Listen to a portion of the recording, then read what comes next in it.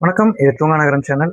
இன்னைக்கு சேனல்ல என்ன பார்க்க போறோம் அப்படின்னா, ஏப்ரல் 1ஆம் தேதி பங்குனி உத்திரம். ஸோ அதுக்கு நம்ம ஒரு வீட்ல என்னென்ன செய்யணும் அப்படிங்கிறத பார்க்கறது தான் அந்த வீடியோ. வீடியோ யூஸ்ஃபுல்லா இருக்கும். கண்டிப்பா ஃபுல்லா பாருங்க. உங்க நண்பர்களுக்கும் ஷேர் பண்ணி விடுங்க. வாங்க வீடியோக்குள்ள போலாம்.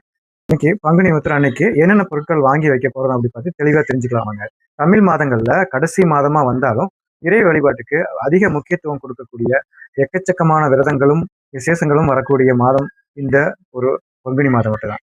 பங்குனி மாதத்துல பாத்தீங்கன்னா மார்ச் 27ஆம் தேதி நமக்கு மகாவிஷ்ணுவுக்கு உகந்த ஸ்ரீராம நவமி வந்திருக்கு. அடுத்ததா ஒரு 5 நாள் கழிச்சு பாத்தீங்க அப்படின்னா நமக்கு முருகப்பெருமானுடைய பக்தர்களுக்கான ஒரு வரப்பிரசாதமாக இருக்கக்கூடிய பங்குனி உத்திரம் வருது. கந்த சஷ்டி விழாவை எப்படி 6 நாட்கள் விரதம் இருந்து முருக பக்தர்கள் வெகு விமர்சையா கொண்டாடுவாங்களோ அதே மாதிரி இந்த பங்குனி உத்திரத்துக்கும் 6 நாட்களுக்கு விரதம் இருந்து பூஜைகள் செஞ்சு பழனிக்கு போயிட்டு அந்த விரதத்தை முடிப்பாங்க. எக்கச்சக்கமான பக்தர்கள் பழனிக்கு பாத யாத்திரையா போறது, பால் குடம் எடுக்கிறது, காவடி சுமக்கிறது அப்படின்னு சொல்லி அவங்கவுங்க வேண்டுதலுக்கு ஏற்றவாறு முருகப்பெருமானுக்கான அந்த வழிபாட்டை செய்வாங்க. பங்குனி உத்திரம் அப்படின்னாலே ஒவ்வொரு வருஷமும் பங்குனி மாதத்துல வரக்கூடிய பௌர்ணமி திதியும் உத்திரம் நட்சத்திரத்தில் சேரக்கூடிய நேரத்துல தான் பங்குனி உத்திரமானது கணக்குல எடுத்துக்கிறோம். ஆனா எல்லா வருஷமும் இந்த பௌர்ணமி திதியும் உத்திர நட்சத்திரமும் ஒரே நாள்ல சேர்ந்து வருமா அப்படின்னு சொல்லி கேட்டீங்கன்னா கண்டிப்பா தனித்தனியா தான் வரும். உதாரணத்துக்கு இந்த வருஷமும் பார்த்தீங்கன்னா உத்திர நட்சத்திரம் முதல் நாளே ஆரம்பிக்குது. பௌர்ணமிக்கு தேதி ஏப்ரல் 1ஆம் தேதி பிறக்குது. இந்த வருஷம் பார்த்தீங்கன்னா மார்ச் 31ஆம் தேதி மதியம் 3 மணி 20 நிமிஷத்துக்கு ஆரம்பிக்கக்கூடிய உத்திர நட்சத்திரம் அடுத்த நாள் ஏப்ரல் 1ஆம் தேதி மாலை 4 மணி 17 நிமிஷம் வரைக்குமே இருக்கு. பௌர்ணமி திதியை பொறுத்த வரைக்கும் ஏப்ரல் 1ஆம் தேதி காலையில 7:38க்கு ஆரம்பிச்சு மறுநாள் 7:35க்கு 7 மணி 57 நிமிஷம் வரைக்குமே இருக்கும். ஏப்ரல் 1ஆம் தேதி கேலண்டர்ல பங்குனி உத்திரம்னு போட்டிருந்தாலுமே நமக்கு மார்ச் 31 உத்திரம் ஆரம்பிச்சது. அப்போ மார்ச் 31 தான் முருகனுக்கு வழிபாடு செய்யணுமா அப்படின்னு கேட்டீங்கன்னா அப்படி இல்லை. உத்திரமும் பௌர்ணமி திதியும் சேர்ந்து இருக்கணும். அது ஏப்ரல் 1ஆம் தேதி காலையில 7:40க்கு பிறகுதான் அந்த யோகம் சேரும். அதனால கண்ணை மூடிட்டு ஏப்ரல் 1ஆம் தேதி புதன்கிழமை தாராளமா நீங்க முருகப்பெருமானுக்கான வழிபாடு செய்யலாம். புதன்கிழமையில மதியம் 12 மணிலிருந்து 1:30 மணி வரைக்கும் ராகு காலம் இருக்கு. காலையில 7ல இருந்து 9 மணி வரைக்கும் யமகண்டம் இருக்கு.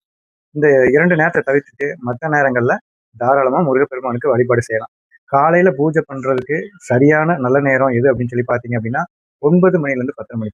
இந்த 1 மணி நேரம் ரொம்ப ரொம்ப உகந்த நேரம். இந்த நேரத்துல முருகனுக்கு வழிபாடு செய்யலாம். மாலை நேரத்துல மாலை 6:30 மணிக்கு மேல எப்பவுமே நீங்க வழிபாடு செஞ்சுக்கலாம். கூடுமான அளவுக்கு காலையில பண்றது ரொம்ப ரொம்ப நல்லது. ஏன்னா ஏப்ரல் 1ஆம் தேதி மாலை 4:17 பாத்தீங்கன்னா உத்திர நட்சத்திரம் முடிஞ்சிடும். அதுக்கப்புறம் வெறும் பௌர்ணமி மட்டும்தான் இருக்கும். காலையில 9:30லிருந்து 10:30 அதை விட்டீங்க அப்படின்னா மதியம் 12 1:30 ராகு காலம் முடிஞ்சு 1:30 மணிக்கு மேல முருகப்பெருமானுக்கு பிடித்த நைவேத்தியங்களை செஞ்சு படையல் போட்டு விரதத்தை முடிச்சுக்கலாம். கோயிலுக்கு போறது அப்படிங்கிறது மாலை நேரத்துல விசேஷம் அப்படி பாத்தீங்கன்னா காலையில நேரத்துல தான் போகணும்னு கட்டாயம் கிடையாது.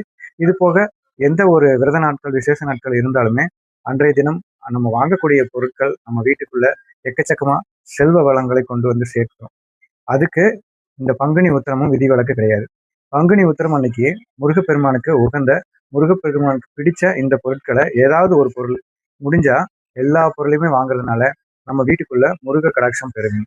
அதுல முதல் முக்கியமான பொருள் வீட்டுக்குள்ள இருக்கக்கூடிய எதிர்மறை சக்திகளை விரட்டக்கூடிய ஒரே ஒரு பொருள் என்னன்னா மயிலிறகு.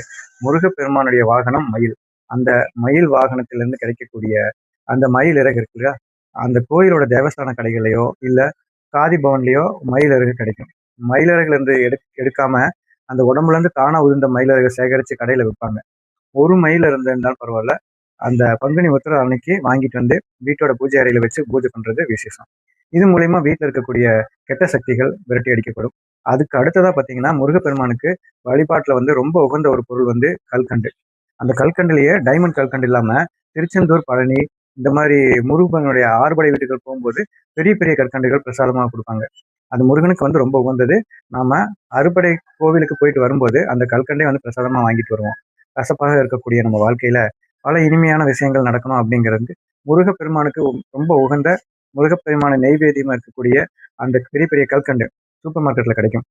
நாட்டு மருந்து கடைகளில் கிடைக்கும். டைமண்ட் கல்கண்டா இல்லாம பெரிய பெரிய துண்டுகளாக இருக்கக்கூடிய டைமண்ட் கல்கண்டுகளை வாங்கி கொடுத்துருக்கு முருகனுக்கு பிரசாதமா படைக்கிறது ரொம்ப விசேஷம். அதுக்கு அடுத்ததான் நமக்கு சொல்லக்கூடிய இந்த 2 பொருட்களும் முருகனுக்கு ரொம்ப பிடிச்ச முருகனுடைய மனசை குளிர இருக்கக்கூடிய பொருட்கள். முதல் முக்கியமான பொருள் சந்தனம். முருகன் அப்படின்னாலே சந்தனத்தோட மறு உருவம். சந்தனம் அப்படிங்கிறது தூய்மை, கெடுதலை நீக்கக்கூடிய ஒரு பொருள். சந்தன காப்பு, சந்தன அபிஷேகம், சந்தன அலங்காரம்னு முருகனுக்கு வந்து பல வழிகள்ல சந்தனத்தை பயன்படுத்துவாங்க. அப்பேற்பட்ட சந்தனம் முருகனா ஒரிஜினலா தான் கிடைக்கணும் அப்படிங்கிறது கிடைக்காது. உங்க வீட்டுக்கு பக்கத்துல இருக்கக்கூடிய சந்தனங்கள்ல சந்தன வில்லைகள் டப்பால விக்கும். அது ஒரு டப்பா வாங்கிட்டு வந்து பூஜை அறையில பயன்படுத்துவாங்க. அதுக்கு அடுத்ததா பார்த்தீங்கன்னா, அதே சந்தனத்தை வெறுமனே பயன்படுத்தாம கோவில்கள்ல அந்த சந்தனத்துல கொஞ்சமா பன்னீர் ஊத்தி, அதாவது ரோஸ் வாட்டர்ன்னு சொல்லுவாங்க. அந்த பன்னீரை சேர்த்து முருகப்பெருமானுக்கு அலங்காரம் செய்யறது அப்படிங்கிறது, அபிஷேகம் பண்றது எல்லாம் பண்ணுவாங்க. பன்னீர் வாசத்துக்கு தெய்வ கடாட்சம் வீட்டுக்குள்ள பெருகும். அதுவும் முருக கடாட்சம் அதிகமாகும். அப்பேற்பட்ட ஒரு பன்னீரை வாங்கிட்டு வந்து நீங்க சந்தனத்தோட சேர்த்து அதை முருகப்பெருமானுக்கு போட்டா வச்சுக்கலாம். அதுக்கப்புறமா பார்த்தீங்கன்னா, அந்த சந்தனத்தையும் பன்னீரையும் நீங்க தினமும் பயன்பாட்டுக்கு யூஸ் பண்ணிக்கலாம். தப்பு கிடையாது. இது மூலியமா முருகர் வாசம் உங்க பக்கத்திலேயே இருக்கும். அடுத்ததா பார்த்தீங்கன்னா, முருகப்பெருமானுக்கு உகந்த பழங்கள் நிறைய இருக்கு. அதுல வந்து முருகப்பெருமானுக்கு நைவேத்தியமா படைக்கக்கூடிய பஞ்சாமிர்தம் இருக்குல்ல, அதுல 2 முக்கியமான பழங்கள் சேர்ப்பாங்க. ஒண்ணு வாழைப்பழம், இன்னொன்னு பேரிச்சம்பழம். இந்த 2 பழங்களையுமே ஒரு பழமாவது அந்த சாஸ்திரத்துக்கு வாங்கிட்டு வந்து முருகப்பெருமான் பாதத்துல வச்சு பூஜை பண்ணிட்டு, அதுக்கப்புறமா வீட்ல இருக்கக்கூடிய எல்லா நபர்களும் அந்த பிரசாதமாக சாப்பிடலாம். முடிஞ்சா உங்க கையாலேயே அந்த கல்கண்டை வாங்கிட்டு வரீங்கல்ல, அந்த பெரிய பெரிய கல்கண்டு. அந்த கல்கண்டு, வாழைப்பழம், பேரிச்சை இது எல்லாமே சேர்த்து உங்க கையால நீங்க பஞ்சாமிர்தம் தயார் செய்து அது முருகனுக்கு சமர்ப்பிக்கிறதும் கூடுதல் விசேஷமா இருக்கும். அது முடிஞ்சவங்க பண்ணலாம். அப்படி இல்லைன்னா பேரிச்சம்பழம், வாழைப்பழம் முருகன் பாதத்துல வச்சுட்டு, அதுக்கு அடுத்தது இந்த வருஷம் நமக்கு பங்குனி உத்திரம் வந்து புதன்கிழமை வந்திருக்கு. புதன் பகவானுக்கு உரிய நாள். புத்தி ஆரகன் நம்ம பார்க்கக்கூடிய தொழில், வியாபாரம் இவை எல்லாத்துலேயுமே நல்ல முன்னேற்றத்தை ஏற்படுத்தக்கூடிய ஒரு பொருள். அதுதான் பச்சை பயிறு. புதன் பகவானுக்கு உகந்த தானியம்.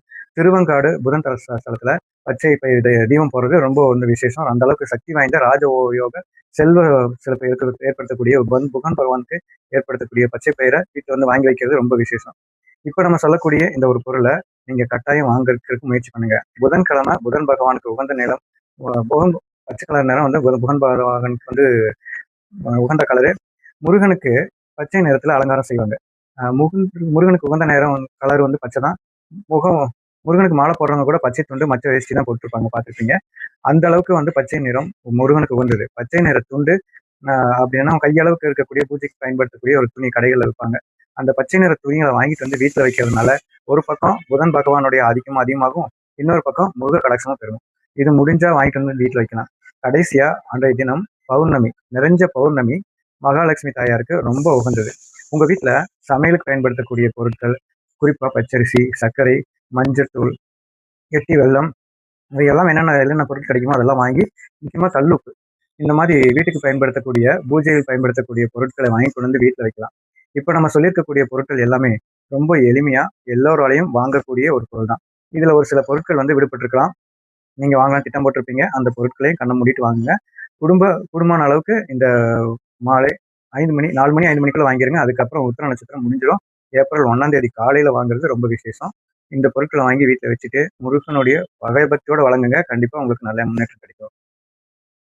மறக்காம சேனலை சப்ஸ்கிரைப் பண்ணிக்கோங்க. நண்பர்களுக்கும் ஃப்ரெண்ட்ஸுக்கும் ஷேர் பண்ணி விடுங்க. நன்றி.